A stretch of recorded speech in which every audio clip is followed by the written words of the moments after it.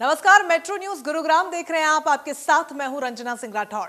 Bulletin की शुरुआत करेंगे गुरुग्राम में डेंगू के कहर की खबर के साथ, जहां पर डेंगू के मामले हर रोज बढ़ते जा रहे हैं और अब तक जिले में डेंगू के 170 से ज्यादा मामले सामने आ चुके हैं। सबसे ज्यादा बच्चों के मामले सामने आ रहे हैं, जहां पर गुरुग्राम के शहरी इलाकों में डेंगू मामले ज्यादा आ रहे हैं। तो वहीं स्वास्थ्य विभाग की टीमें लगातार काम कर रही हैं। शहर में फॉगिंग के अलावा जागरूकता अभियान भी चलाया जा रहा है। कोविड के बीच गुरुग्राम में डेंगू के मामले लगातार बढ़ रहे हैं। इस सब के बीच स्वास्थ्य विभाग क्या कुछ तैयारियां पहले की थी और अब की क्या कुछ स्थिति है, उस सब पर बात करने के लिए हमारे साथ गुरुग्राम के सीएमओ डॉक्टर वीरेंद्र यादव हैं। उनसे बात करते हैं। सर, डेंगू की मार के बाद अब कोविड की मार के बाद अब डेंगू जो है वो मुश्किल पैदा कर रहा है। कितने केसेज अभी तक गुरुग्राम में आ चुके हैं और क्या कुछ इससे निपटने के लिए स्वास्थ्य विभाग लगातार तैयारी कर रहा है या रणनीति बना रहा है? अभी तक हमारे पास डेंगू के केसेस अगर मैं कहूँ तो 170 रिपोर्ट हुए हैं, जिसमें से 156 केस जो हैं वो मैं कहूँ अडल्ट्स के हैं और बाकी 24 केस जो हैं वो बच्चों के रिपोर्ट हुए हैं हमारे पास। कुल मिलाकर 170 केस हैं अभी हमारे पास, 146 और 24। डेथ की बात करें, क्या कुछ डेथ के भी कोई आंकड़े सामने आए? और उसके अलावा अगर मलेरिया की बात करें, मलेरिया के भी नंबर जो है वो बढ़ रहे हैं। अभी तक गुरुग्राम में कोविड अगर मैं बात करूं कि कोई भी डेथ जो है वो डेंगू से नहीं हुई है और मलेरिया के अभी तक 2 ही केस हैं। प्लाज्मोडिया वायोमेक्स या पीवी जिसको हम बोलते हैं वही केस है। पी पेल्सिफेरम जो मलेरिया का जो डेडली जिसको हम माने हैं, अभी तक कोई केस रिपोर्ट नहीं हुआ है और विभाग इस पर लगातार अपनी नज़र बनाए हुए हैं। हमने रैपिड रिस्पांस टीम न केवल अपनी बनाई हुई हैं तो सभी इंस्टीट्यूट्स में, इसके अलावा 35 के करीब जो हैं टीमें एमसीजी की तरफ से भी काम करती हैं इसके ऊपर और हम प्रतिदिन 6000 से ज़्यादा घरों का हम सर्वे करते हैं। कुल मिलाकर अभी तक हमने इस सीज़न में तकरीबन 4.5 लाख घरों का सर्वे किया है। तकरीबन 2.25 लाख हमने ब्लड स्लाइड्स या कलेक्ट की हैं। डेंगू के लिए हम ऑलमोस्ट 2800 हम सस्पेक्टेड केस का टेस्ट कर चुके हैं, जिनमें जैसे मैंने बताया कि 170 पॉजिटिव हैं। इसमें भी मैं आपको बताऊं तो 137 जो है अर्बन एरिया में रहे हैं, 33 केस जो हैं वो रूरल एरिया में मिले हैं 170 में से। और मैंने बच्चों का अडल्ट का आपको पहले ही डेटा दिया था। गवर्नमेंट इंस्टीट्यूट्स में 35 केस डिटेक्ट हुए हैं, इनमें से 170 में से 135 जो हैं वो प्राइवेट हॉस्पिटल्स के केसेस अभी तक डिटेक्ट हुए हैं। पॉपुलेशन का फ़र्क तो पड़ता ही है। कंजेस्टेड एरिया जो शहरी क्षेत्र ज़्यादा हैं और आप शहरी क्षेत्र में भी अगर आप हमेशा देखेंगे तो हमारे कुछ एरिया ऐसे हैं जिनमें हमेशा से ही हॉटस्पॉट एरिया जो पहले हमारे 13 थे वो अब 19 हो चुके हैं और ज़्यादातर वजीराबाद या फ़ारूक नगर के आसपास का या जो कंजेस्टेड एरिया है, वजीराबाद हमारा सबसे ज़्यादा कंजेस्टेड एरियाज़ में से एक जाना जाता है, वहाँ पर डेंगू के केसेस ज़्यादा हैं। दूसरा, बिल्कुल अर्बन और शहरी क्षेत्र में एक फ़र्क और भी है।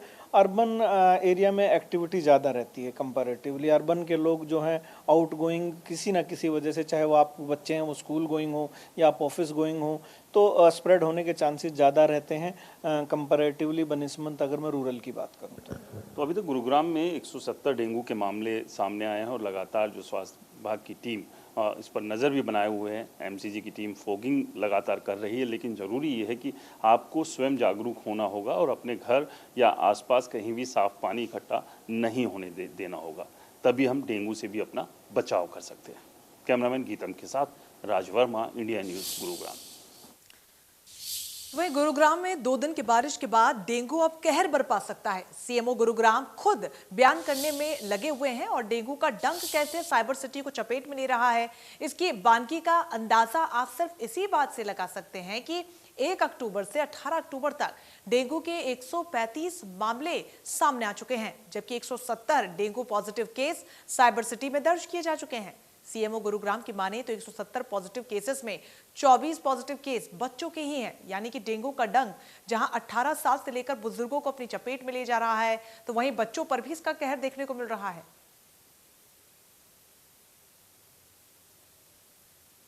Para colocar os seus ovos. अभी तक गुड़गांव में डेंगू के 170 केस हैं और इनमें से 137 केस जो हैं वो अर्बन एरिया के हैं और 33 केस जो हैं वो रूरल एरिया के हैं। कितने संदिग्ध मामले हैं सर? संदिग्ध मामलों की अगर बात करें तो कुल मिलाकर हमने 2700 से भी ज़्यादा सैंपल कलेक्ट किए हैं, जिनमें से ये 170 पॉजिटिव आए हैं और इनमें से मैं एक बार और डेटा अगर मैं आपको बताना चाहूँ तो 146 जो हैं वो अडल्ट हैं और बाकी जो हैं 24 जो हैं वो बच्चे हैं। बारिश हुई है सर, क्या लगता है कि बारिश के बाद बिल्कुल एक बार फिर जल भराव की सिचुएशन हुई है, 2 दिन बारिश हुई है तो एक बार फिर फ्रेश वाटर में डेंगू का, जैसा हमें सभी को मालूम है, कि चांसेस बढ़ जाते हैं। लेकिन हमने इसके लिए रैपिड रिस्पॉन्स टीमें गठित कर रखी हैं और एमसीजी की तरफ से भी 35 टीमें जो हैं वो काम कर रही हैं और हम ऑलरेडी 12,000 से ज़्यादा कंटेनर पिछले 2 महीनों में खाली करा चुके हैं और 12,550 से भी ज़्यादा हमने बल्कि इसके अलावा नोटिसेस भी सर्व करे हैं लोगों को और 4.5 लाख से ज़्यादा हम घरों का सर्वे कर चुकी हैं टीमें हमारी। 2,70,000 के करीब ऑलरेडी ब्लड स्लाइड्स जो है मलेरिया को भी साथ में ध्यान में रखते हुए सर्वे के दौरान वो भी बनाई जा चुकी हैं। कोशिश यही है कि फॉगिंग के नंबर भी डिस्प्ले कर दिए गए हैं और सारे शहर में जगह जगह मेन चौराहों पर हमने आईसी एक्टिविटीज़ बढ़ा दी हैं। वहीं तो गुरुग्राम में रेल रोको आंदोलन का असर भी देखने को नहीं मिला। किसान मोर्चा ने देशव्यापी रेल रोको आंदोलन का ऐलान किया था। दिल्ली बॉर्डर से रेवाड़ी बॉर्डर तक सतर्क पुलिस नजर आई।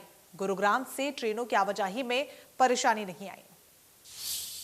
तो सुबह से ही जो पुलिस फोर्स है उसका डिप्लॉयमेंट किया गया है। इसके अलावा बाकी जो रेलवे ट्रैक है पूरी तरह से क्लियर है। जो प्रदर्शनकारी किसान हैं वो फिलहाल अभी यहाँ नहीं पहुँचे हैं। सुबह से ही पूरे जो इंतजाम है सुरक्षा के वो जिला प्रशासन, रेलवे और गुरुग्राम पुलिस के द्वारा यहाँ पर किए गए हैं।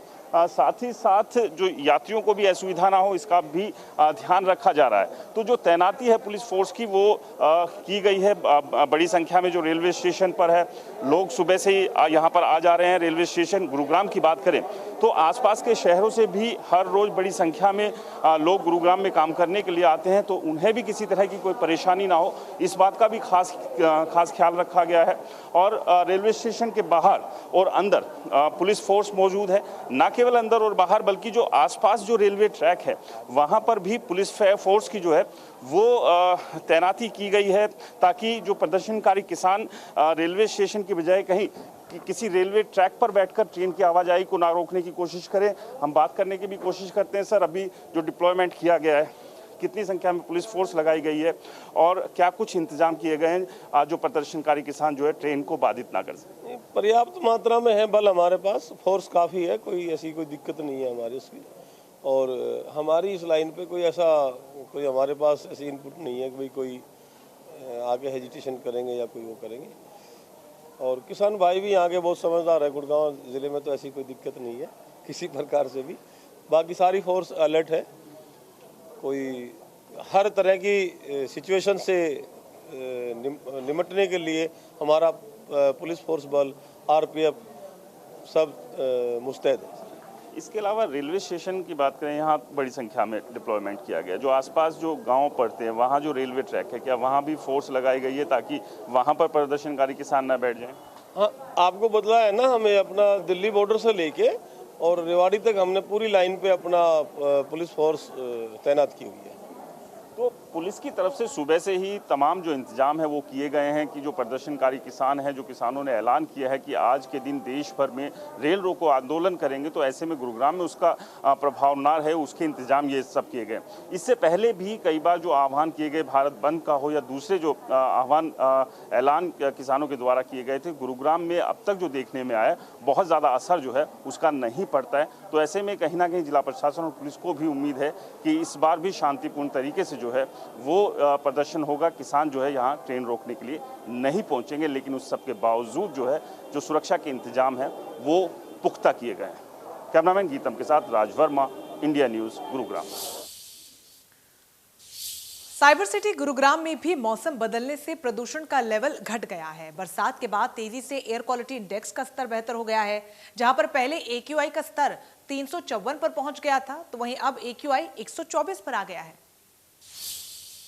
गुरुग्राम में कल से हो रही बरसात ने मौसम को तो बेहतर कर ही दिया है, साथ ही साथ जो लगातार पॉल्यूशन का स्तर तेजी से बढ़ रहा था, अब उसमें तेजी से गिरावट भी देखने को मिल रही है। गुरुग्राम में कल तक AQI का स्तर 354 तक पहुंच गया था, यानी कि जो 60 होना चाहिए वो करीब 5 गुना से भी ज़्यादा था और शहर की हवा लगभग जहरीली हो चुकी थी। लेकिन कल दोपहर बाद आसमान से पड़ी बूंदों ने AQI के स्तर में भी काफ़ी गिरावट की है। और आज की अगर बात करें तो गुरुग्राम का AQI स्तर जो है करीब 124 पर पहुंचा हुआ है। अभी भी जो एक खतरे के निशान से ऊपर है, करीब दोगुना है, यानी कि जो 60 होना चाहिए उससे करीब करीब दुगना जो है अभी भी AQI बना हुआ है। लेकिन बीते कुछ दिनों में जिस तरह से तेजी से प्रदूषण बढ़ रहा था उसमें कुछ राहत जरूर मिली है और लोगों के लिए मतलब एक बेहतर मौसम के साथ साथ इस हवा में सांस लेना भी जो है अब काफ़ी बेहतर हो गया है, जो कि कल तक बड़ा मुश्किल बना हुआ था। लेकिन इसका मतलब ये कतई नहीं है कि पोल्यूशन जो है आगे आने वाले दिनों में नहीं बढ़ेगा, क्योंकि अभी भी जो हर साल देखने में आता है कि सर्दियों के दौरान पोल्यूशन का स्तर तेज़ी से बढ़ता है और जिसकी वजह से हवा में जो जहर घुलता है उसकी वजह से सांस लेना भी मुश्किल हो जाता है। गैप नियम को लागू किया गया है, जिसके चलते रेस्टोरेंट्स, होटल्स में जो कोयले के इस्तेमाल पर पूरी तरह से पाबंदी है और इसके अलावा कई दूसरी जो पाबंदियां भी जिला प्रशासन और संबंधित विभागों के द्वारा लगाई गई है।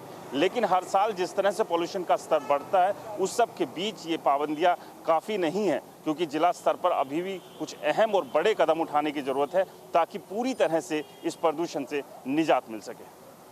कैमरामैन गीतम के साथ राज वर्मा, इंडिया न्यूज़। गुरुग्राम में कश्मीरी पंडितों को जम्मू कश्मीर का डोमिसाइल बनाने के लिए कैंप का आयोजन किया गया और इसके साथ ही कश्मीरी गीतों के रजिस्ट्रेशन भी किए जा रहे हैं। इस कैंप में 1990 में कश्मीर से पलायन कर देश के अलग अलग इलाकों में पहुंचे कश्मीरी पंडितों की कुल संख्या का सही आंकड़ा पता लगाना और उन्हें जम्मू कश्मीर का डोमिसाइल उपलब्ध करवाने के लिए इस तरीके के कैंप देश के अलग अलग इलाकों में लगाए जा रहे हैं। सबसे पहले तो भारत सरकार का और जम्मू कश्मीर की एडमिनिस्ट्रेशन का हमें बहुत ही धन्यवाद करना चाहिए कि एक बहुत बड़ी मुहिम पूरे देश भर में उन्होंने चलाई है, जिसके अंतर्गत आज जो जम्मू कश्मीर के मूल निवासी हैं, जो कश्मीरी विस्थापित के रूप में जम्मू कश्मीर से निकलने के बाद विभिन्न राज्यों में तथा देश और विदेशों में जाकर बसे हैं, ऐसे सभी जम्मू कश्मीर के जो विस्थापित परिवार हैं उन सबको वापस जम्मू कश्मीर की मुख्यधारा के साथ जोड़कर उनकी डोमिसाइल सर्टिफिकेट्स बनाना और उसके लिए भारत सरकार का और जम्मू कश्मीर की सरकार का उनके द्वार तक इस रजिस्ट्रेशन के प्रोसेस को कंप्लीट कराना, ये अपने में वास्तव में एक बहुत ही सराहनीय काम है।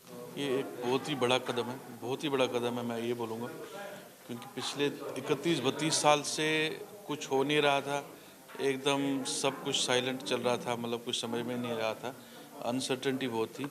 अभी हमारी कम्युनिटी में एटलीस्ट ये लग रहा है कि कुछ होने वाला है, जो ये पहल होगी। ऊपर से सबसे बड़ी बात, जैसे गवर्नमेंट ने ये स्टेप उठाया है कि डोर स्टेप पे जाके कर लीजिए। बिल्कुल जाएंगे, हम पूरी उम्मीद रखते हैं कि हम जल्दी ही जाएंगे और ये सब जो हो रहा है वो it's a step in the positive direction. तो बहुत अच्छा अरेंजमेंट था यहाँ पे, we are very happy, everybody is so helpful, बहुत ही क्विकली सब काम हो रहा है। स्टेट सब्जेक्ट तो था बट डोमिसाइल नहीं था, हमारा रजिस्ट्रेशन भी नहीं हुआ है। कश्मीरी पंडित 1990 में जो पलायन हुआ था, तो पंडित भिन्न भिन्न शहरों में चले गए, भिन्न भिन्न स्टेट में चले गए। अभी जम्मू कश्मीर यूटी में बदल गया, यूनियन टेरिटरी में बदल गया, 370 धारा 370 और 35 से एब्रीगेट हो गया। तो उसके बाद स्टेट सब्जेक्ट ख़त्म हो गया। जो हमारे जम्मू कश्मीर में स्टेट सब्जेक्ट हर किसी के पास होता था, एक आइडेंटिटी होती थी। दायरा हटने के बाद ये चीज़ें ख़त्म हो गई, उसके लिए एक डोमिसाइल बनाने की ज़रूरत पड़ी। गुरुग्राम में होटल संचालक की हत्या के मामले में 3 लोगों को गिरफ्तार कर लिया गया है। कंपनी में कॉन्ट्रैक्ट को लेकर विवाद हुआ था।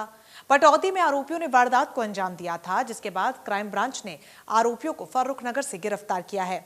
गुरुग्राम पुलिस ने आरोपियों के कब्जे से हथियार और गाड़ी भी बरामद की है।